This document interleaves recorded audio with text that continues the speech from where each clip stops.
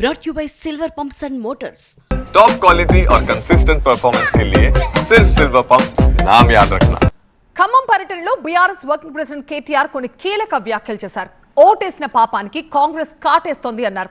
మన వ్యవస్థలో రీకాల్ లేదు, మరో 3 ఏళ్లు వేచి చూడక తప్పదు. ఇప్పుడు ఎన్నికలు జరిగితే బీఆర్ఎస్ 100 సీట్లు గెలవడం ఖాయమన్నారు కేటీఆర్. ఖమ్మంలో ఉన్న 3 మంత్రులు ఏం చేస్తున్నారో కూడా తెలియడం లేదన్నారు.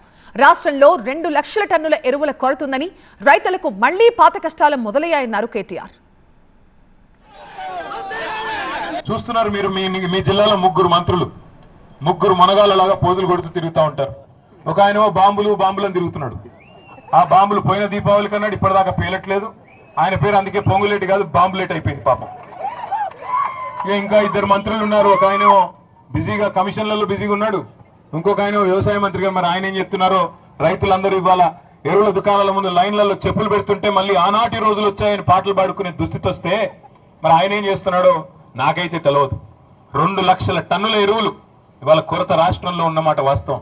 ఎరువుల దుకాణాల ముందు చెప్పులు, ఆధార్ కార్డులు పెట్టి మళ్ళీ ఆనాటి రోజులు వచ్చినాయి, నికృష్టమైన రోజులు కాంగ్రెస్ పాలనలో అని వాళ్ళ రైతులు వాపోతున్న రోజులు ఖమ్మం జిల్లాలో కాదు రాష్ట్రం అంతటా కనబడుతున్న మాట వాస్తవం.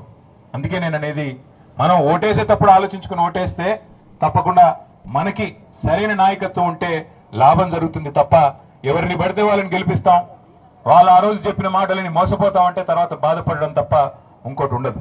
3 మంత్రులున్నా వాళ్ళ వల్ల ఏమి కాదు, ప్రజాబలం ముందు ఎవరైనా సరే తల ఒగ్గక తప్పదు అనే సందేశాన్ని రేపు ఖమ్మం జిల్లా నుంచే ఇద్దాం. దానికోసం వాళ్ళు డబ్బులు బాగా ఉండొచ్చు, వాళ్ళకి డబ్బులు పంచి గెలుస్తామనే అభిప్రాయం ఉండొచ్చు. ప్రజలు మేము మా మీద డబ్బులు కొడితే మాకే ఓటు గుద్దుతారు, మొన్న గుద్దలేదా ఇప్పుడు అట్లే ఇస్తారులే అనుకోవచ్చు. కానీ ఖచ్చితంగా మనం గనక గట్టిగా మరి ప్రజల తరపున కాంగ్రెస్ మోసాన్ని ఎండగట్టే విధంగా గ్రామాన మీరందరూ మరొక కేసీఆర్ లాగా కథానాయకులై కదిలితే తప్పకుండా ఖమ్మంలో, అదే విధంగా కొత్తగూడెంలో మనకి 2 జిల్లాల్లో కూడా మంచి అవకాశం ఉంది.